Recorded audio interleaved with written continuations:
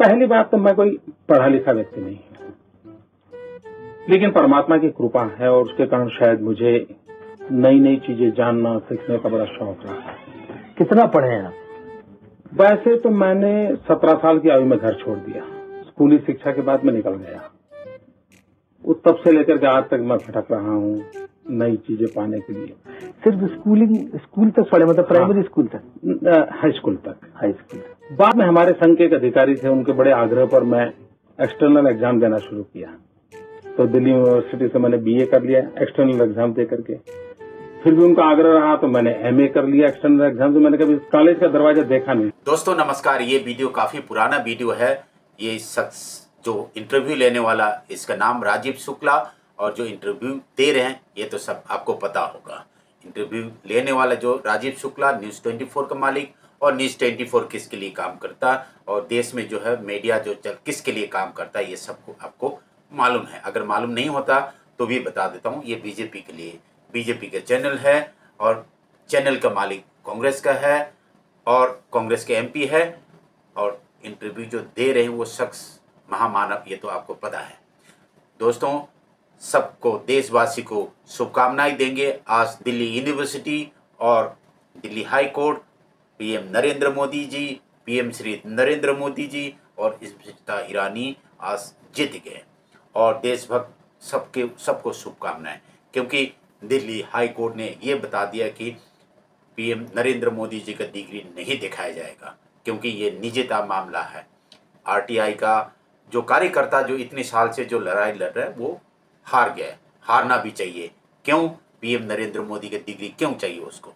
देखिए दोस्तों, आरटीआई के द्वारा जो मांगे गए जो इन्फॉर्मेशन जो है, दिल्ली हाई कोर्ट ने मना कर दिया। अगर पीएम नरेंद्र मोदी जी स्मृति ईरानी को इतनी देश की फिक्र या देशवासी को अगर जवाब देनी होते तो इतने साल की लड़ाई नहीं होते। समझने वाला बात सब इशारे से काफ़ी है। नरेंद्र मोदी जी और उनके जो पीआर जो उनकी जो एडवाइजर असिस्टेंट है, आ करके ये देखो पीएम की डिग्री, ये देखो उसका डिग्री, ऐसे करके सबके मुंह पे तमाचा दे सकता था, लेकिन कारण और कुछ है। देखिए दोस्तों, मुद्दा बहुत गंभीर है। देश की हर चीज़ों पे जो है खिलवाड़ जो हो रहा है, ये मैं सबको समझना जरूरी है। ये नंबर सिर्फ आपका नहीं, नंबर कल उसका भी आएगा, नंबर मेरा भी आएगा। देखिए दोस्तों, आरटीआई की काफ़ी जो क्लोजेस है उसमें प्रावधान जो है, उसमें सरकार ने सूचना देने से बंद कर दिया गया। आरटीआई से क्या फ़ायदा है ये सिर्फ पढ़े लिखे लोगों को मालूम है। जो देश में आधा से ज़्यादा जो अनपढ़ लोग हैं उनको कैसे पता चलेगा? तो देश के जो सरकार, मौजूदा सरकार है, वो चाहता है कि देश में आधा से ज़्यादा 70, 80, 90% लोगों को सरकार क्या कर रहा है क्या नहीं कर रहा है ये सूचना देना नहीं चाहता है। हाल ही में जो है डिजिटल डाटा प्रोटेक्शन एक्ट संसद में पेश किया गया, पास हो गए। उसका मतलब क्या था कि निजता के हवाले दे करके कोई भी किसी भी भ्रष्टाचार का आपको जानकारियां नहीं मिल सकता। तो देश में चेक एंड बैलेंस कैसे होगा? ये बहुत बड़ा प्रश्न है। देश के जो 5 किलो अनाज में पलने वाला जो है, उनके पास फुर्सत नहीं होते हैं कि देश में क्या चल रहा है, देश में चेक एंड बैलेंस क्या होना चाहिए। देखिए दोस्तों, ये देश के एक जागरूक नागरिक होने के नाते ये सब कुछ तो पता होना चाहिए, लेकिन सरकार दिन भर दिन जो है बहुत कड़ी कानून लेकर के आ रहा है। कानून होना चाहिए, लेकिन कानून जो है, जो पहले वाला जो कानून जो उसमें क्या खामियां थे, तो एक नया कानून अपनी सुविधा के लिए जो लेकर के आ रहा है। अभी हाल ही में जो है 130वां जो संविधान के संशोधन जो लेकर के आए, ये अमित शाह बहुत इसके आज एक इंटरव्यू में कह रहे थे कि इसमें एफआईआर होता है, इसमें आपको बेल बोन होता है, उसमें ये तो पहले से भी ये कानून थे ये। तो दोस्तों, अगर ये पहले से जो कानून थे तो ये नया कानून में ये कहा गया कि चीफ मिनिस्टर है, जो प्रधानमंत्री है, मुख्यमंत्री और प्रधानमंत्री है, अगर करप्शन की चार्ज होगा तो 30 दिन के अंदर उसको अरेस्ट किया जाएगा, 30 दिन के अंदर उसको कुर्सी छोड़ना पड़ेगा और उसके जो है आगे की प्रक्रिया शुरू करेंगे। देश में अभी कितनी लोगों को झूठे मुकदमा में जेल में बंद है, ये सबको पता है। ये उमर खालिद, उसके बाद कौन कौन, अब ये देखो अरविंद केजरीवाल जेल में होकर के आया, उसके बाद झारखंड के मुख्यमंत्री ये जेल होकर के आया, चंद्रबाबू नायडू जेल होकर के, कौन कौन जेल नहीं हुआ। जब एक इंटरव्यू में अमित शाह जी से पूछा गया था कि हेमंत बिस्वा शर्मा क्या करप्ट है कि नहीं, तो अमित शाह के जवाब था, मैं इसके जवाब, ऐसे प्रश्न नहीं किया जाता और मैं इसकी जवाब नहीं देना चाहता। तो कितनी गंभीरता है देखिए, ये देश में किस तरीके की अब राजनीति, किस तरीके के शासन प्रशासन चलाने जा रहा है। जो डाटा प्रोटेक्शन एक्ट के हवाले दे करके आप निजता के आप जवाब नहीं देंगे आरटीआई के। आप ये बताइए कि जो नेशनल हाईवे में कितने करप्शन हो रहा, तो आप ये बोलेंगे कि ये मंत्रालय की जो निजता है, मंत्रालय के करप्शन पे आप इसको पर्दा डाल देंगे। आप समझिए कि जो दिल्ली के जो नया पार्लियामेंट जो हाउस जो बने उसमें कितने खर्चा हुआ है, कितनी करप्शन हुआ, कितनी की जो बजट बने, आप बोलेंगे कि ये पार्लियामेंट की निजता मामला है, हम आपको सूचनाएं नहीं देंगे। अभी प्रधानमंत्री जी का जो गुजरात में एक अखबार में आया था कि कितनी करोड़ के जो है खर्चा हुआ है एक एडवर्टाइजमेंट के लिए।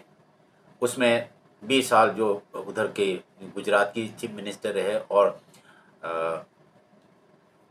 इसका दिल्ली में जो 10 साल की प्राइम मिनिस्टर, मतलब उसकी खर्चा की जो है आपको बताने के लिए तैयार नहीं होगा। अब रसिया से तेल खरीद रहा है तो अमेरिका इंडिया के ऊपर जो सैंक्शन लगा रहा है, लेकिन जो अमेरिका जो रसिया से जो तेल खरीद रहा है वो तेल देश के लिए नहीं खरीद रहा था, वो अंबानी अपनी कंपनी के लिए खरीद रहा था। अपनी कंपनी के लिए खरीद के उसको रिफाइन करके उसको यूरोपियन कंट्री पे बेच रहा था। लेकिन अमेरिका भारत के ऊपर जो टैरिफ लगा रहा है, तो अमेरिका भारत के ऊपर क्यों टैरिफ लगाएगा, उसके ऊपर अंबानी के ऊपर क्यों नहीं लगाते।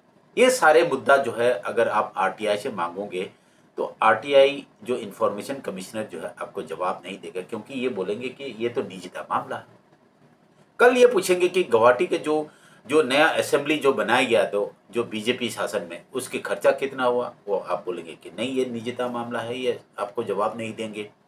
कल ये जो डीसी ऑफिस का जो है किसी भी डिस्ट्रिक्ट का डिप्टी कमिश्नर की जो ऑफिस, डिस्ट्रिक्ट कमिश्नर के ऑफिस के जो बिल्डिंग बनाए कितना खर्चा हुआ पूछेंगे, आप बोलेंगे कि नहीं ये तो डीसी ऑफिस का जो निजता मामला, मैं जवाब नहीं दूंगा। तो इस तरीके के जो है कई चीज़ें जो है आरटीआई की जो डाटा प्रोटेक्शन एक्ट के हवाले दे करके आपको सूचनाएं नहीं मिलेगा और देश में करप्शन कैसे हो रही है आपको पता नहीं चलेगा। फिर मुद्दा पर आते हैं जो 130 जो संविधान संशोधन के जो है, तो आप बताइए ठीक है, chief minister Arvind Kejriwal jail होकर के आ गया, झारखंड के मुख्यमंत्री जो है सोरेन जो है जेल में होकर के आ गए, उसके बाद ये जो चंद्रबाबू नायडू जेल होकर के आया, उसके बाद महाराष्ट्र में कई लोग जो है जेल होकर के आए। तो दोस्तों आप ये बताइए कि प्रधानमंत्री का भी नाम लिया गया उसमें अपने जो इसमें छुपाने के लिए, इस गलत तरीके से जो इस्तेमाल करने के लिए राजनीतिक जो प्रतिद्वंदी के ऊपर जो है, और दमनकारी नीति और देश में one nation one life time प्रशासन की जो आपने जो लेकर के जो आए हैं, उसके मंशा सबको दिखाई दे रहा है। किसकी हिम्मत है प्रधानमंत्री को अरेस्ट करने का। जितनी जो एग्जीक्यूटिव बॉडी है, ईडी, सीबीआई, आर्मी, नेवी, जो जितनी जो संस्थान है, आपने तो अपनी काबू पे रख लिया। कोई फेडरल स्ट्रक्चर आपने बनाकर सबको तोड़ दिया।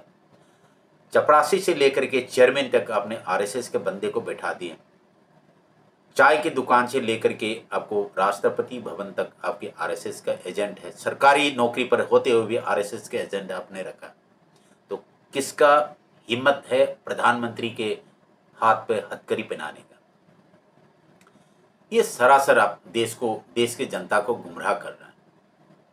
आपने बिहार में जाकर के इसके प्रचार की, आंध्रा जाकर के, साउथ इंडिया में जाकर के इसके प्रचार किए। ये सरासर गलत है।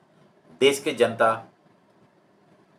5 किलो अनाज में पल के आप बंधुआ मजदूर बनाकर एक ईस्ट इंडिया कंपनी, नया ईस्ट इंडिया कंपनी अब बनाना चाहते हैं। अब जितने ब्यूरोक्रेट्स हैं, ईडी, सीबीआई, सब के सब जो है अपने अपनी तरीके से अपने मोड़ दिए, अपनी तरीके से अपने इस्तेमाल करना शुरू कर दिए। ये तो आपकी जो प्राइवेट निजी जो कर्मचारी की तरह अपने इस्तेमाल करना शुरू कर दिए।